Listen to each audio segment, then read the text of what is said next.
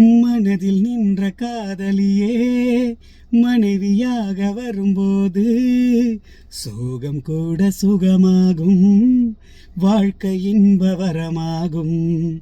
உன் வாழ்வில் செல்வங்கள் எல்லாம் ஒன்றாக சேர்ந்திட வேண்டும். பூவே உன் புன்னகை என்றும் சந்தோஷம் தந்திட வேண்டும்.